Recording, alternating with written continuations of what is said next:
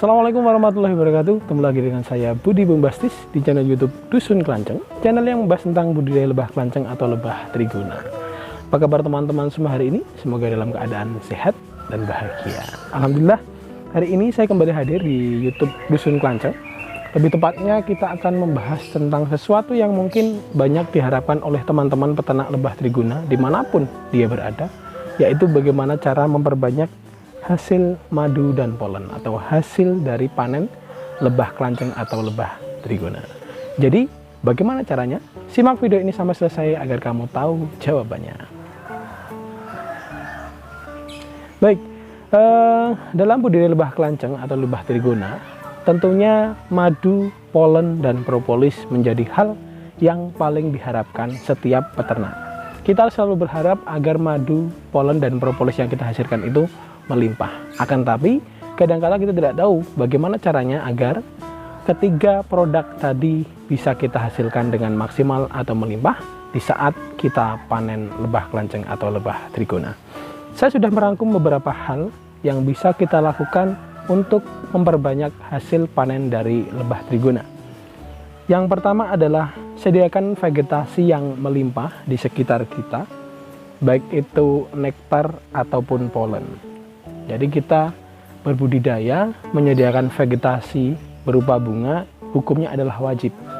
Dan banyaknya madu dan polen yang dihasilkan lebah itu berbanding dengan banyaknya vegetasi bunga yang kita sediakan.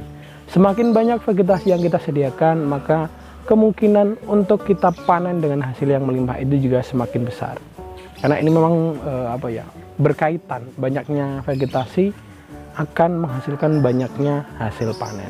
Ini wajib teman-teman. Buat kita yang ingin hasil panennya itu melimpah, maka kita sediakan vegetasi di sekitar lokasi budidaya kita ini dengan baik. Kalau bisa kita dekatkan vegetasi yang ada, kita tanam di lokasi budidaya kita.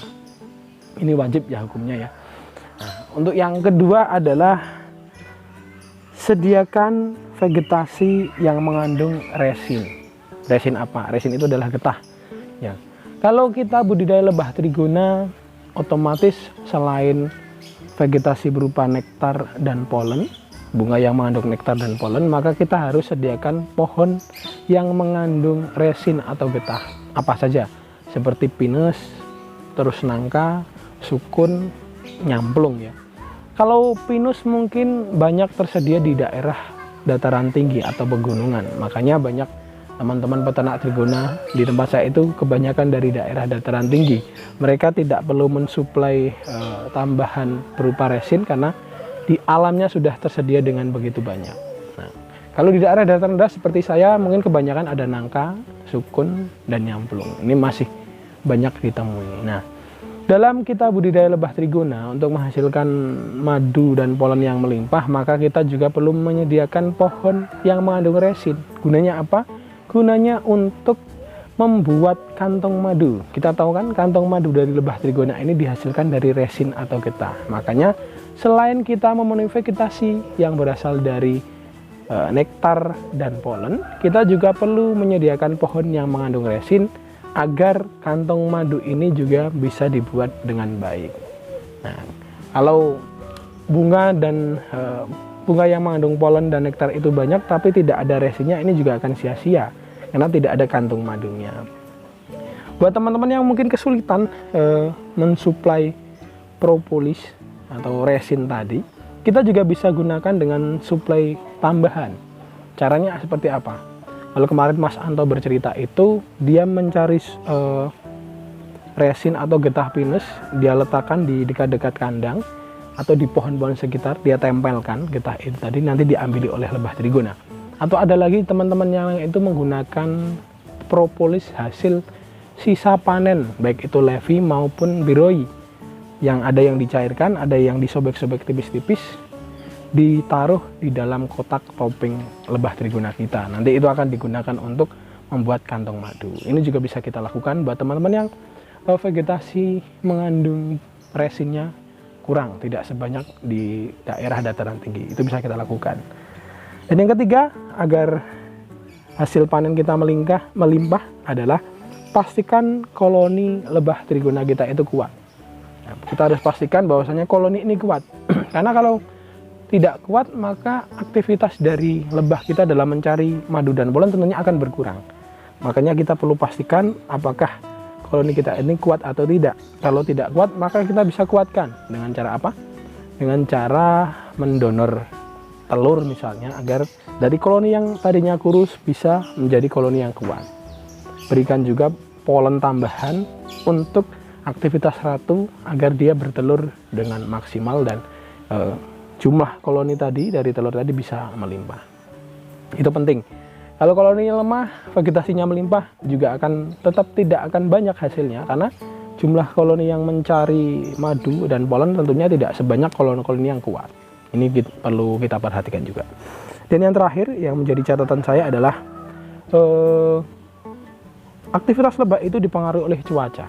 Ya, jadi kalau misalnya di sekitar kita itu lokasinya terlalu panas misalnya, lebah ini akan beraktivitas di dalam kandang. Dia akan mengepak-epakkan sayapnya untuk mendinginkan ruangan. Jadi kita pastikan bahwasanya kandang kita ini di tempat yang redup. Ada aling-alingnya berupa pohon lah, biar tidak terlalu panas, terkena sinar panas seharian. Ini penting. Terus kalau di tempat kita sering terjadi hujan terus setiap hari, maka lebah juga tidak akan mencari madu dan polen. Dia akan di rumah saja gitu, akan di kandang saja, karena kondisi di luar hujan pun kualitas madunya juga akan menurun karena terkena air.